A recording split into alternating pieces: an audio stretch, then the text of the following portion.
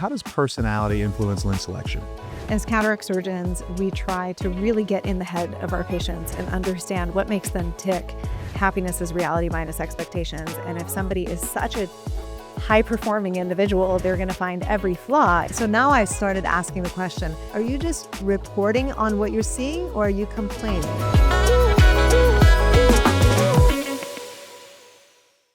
So Netta, how does personality influence lens selection? Yeah, this is a great question. I think as cataract surgeons, we try to really get in the head of our patients and understand what makes them tick. Are they relatively easygoing? Are they kind of perfectionists? And we use that data to try to assess, are they going to be satisfied? Because like we've said, happiness is reality minus expectations. And if somebody is such a high-performing individual that they're such a perfectionist that they're going to find every flaw instead of being satisfied with all the benefits, then maybe we're going to shy away from recommending some very advanced lens because maybe they're only going to focus on the downsides. I'll share a personal story. My mom is a patient and had cataract surgery, and we implanted extended depth of focus lenses in her because she had some pathology that made her not a great candidate for a multifocal lens. And she's one of those rare extended depth of focus lens patients who has really quite good near vision. And she goes around telling all her friends how she doesn't need any glasses for anything, distance or near. And what's really interesting is she's 20/20 at distance, but she's like 20/30 at near. She can't read the smallest line on the near card. And when she can't see something up close, her personality is such that she's just like, well, I can't see that. That's fine. So she's not going to pick up a pair of reading glasses. She's just not going to see that. And so to her, that means she's free of reading glasses. And she'll go tell her friends that. And then her friends come in and her friends have better vision than she has. And they want surgery to get out of reading glasses. And I'm like, whoa, whoa, whoa. This is all about what your expectations are, because I could put the same lens in 100 different people and everybody's going to have a slightly different outcome in terms of how their brain sees and interprets that vision, and their level of satisfaction is going to be totally different. I wish Netta's mom was my patient. I know. I wish that too. I've got a quick story, if you guys don't mind, about, and this just kind of goes into personality. I had a patient who was a dentist, or is a dentist, and really wanted freedom from glasses. But dentists and ophthalmologists and surgeons, I think we all are very type A, and we really like high contrast vision. And so we were really counseling her through the post-op period. She wasn't super happy at a month. She wasn't really happy at a couple of months. And so I sat down with her. I said, you don't really seem real happy. You're 20/20 at all distances, but there's just something that seems off, and she's like, yeah, I don't know. And I said, if you're not happy, I'm more than willing to remove these lenses and do an exchange. She goes, no, I think I would miss the range of vision. And so I said, okay, ball is in your court.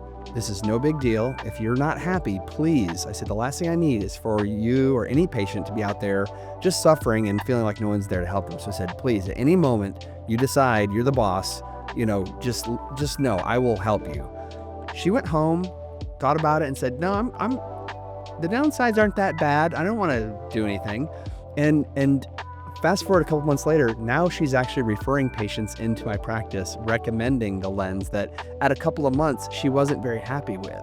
And the anecdote there is, if you're a patient with a multifocal lens and early in the post-op period, let's say a month or two, you're still not quite sure, there is still hope that you will, get used to it. And then you do have to make a decision. Do I want to have this lens removed or not? And just quickly, I have done this where I've removed one lens implant, and we do it one at a time. I'll remove, let's say, the dominant eye of a multifocal lens and implant a monofocal lens.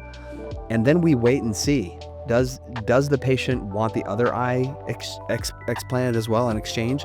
And more often than not, after we explant that lens, the patient wants to keep the multifocal lens in the other eye because it's at that moment, it really clicks for them what they're gaining and what they're losing from a monofocal lens. So I think that's a really good point. And one of the things we do in our clinic when a patient comes in and is unhappy with a lens, and since we're talking about the multifocal lens, we'll focus on that. If they're unhappy with a multifocal lens, we put a -3 lens in front of them. And what that is a lens that cancels out the reading capability of that lens and highlight to them what they would give up if they had that multifocal lens change with a single focus lens. And 9 out of 10 times they say, oh, actually I'm not as unhappy as I thought. Right. And the other thing is sometimes patients come in and again, these advanced technology lenses selects for highly functioning patients. It's the patient who's the executive, who's highly functioning, who's very active, who tends to be attracted to the advanced technology lenses. And it's a shame for their demand or need for perfection to hold them back from really reaping the benefits of these fantastic lenses that each and every one of us, when it's time for us to have surgery, we would choose one of these advanced technology lenses. And so sometimes these patients are also ones who come in, and to us it may sound, or to our team, it may sound like they're complaining, but in reality they're just reporting on things, right? Because we're all very detail oriented, and so are our type A personality patients. So they come in, they say, yes, I'm seeing glare and halos and I'm seeing this. And then my technician may come and say, Mr. Smith in room 6 is very unhappy with a multifocal lens. And then I go in and I'm asking, and then we're kind of geared towards, are they unhappy or not? So now I started asking the question, are you, Mr. Smith, are you just reporting on what you're seeing, or are you complaining? Is this a complaint that you want me to address, or are you just reporting to me? And again, most of the time, they're just reporting it. Right. And it's what they had expected. And I think the key is during that consultation, and going back to one of the earlier episodes we did, it's so important to choose a surgeon you truly trust and that you feel good about that choice of surgeon, so that if your outcome is not where you thought it was, that trust relationship continues to be there in that process of trying to address the outcome that may be less than your expectation. Because there's nothing worse than a patient who may feel that, can I trust the surgeon in this decision as to whether or not I'm happy, and what solutions there may be. Yeah, that's a really great point. We talk a lot about cataract surgery as something that is very fast. The recovery is very fast. Oftentimes within a few days, patients are seeing very well and back to their usual activities. But the reality is it's a journey and it's a process, and it may take months for you to adapt to your new vision. And that's not to say that you're not going to be happy, but it might take a little while until you get there. And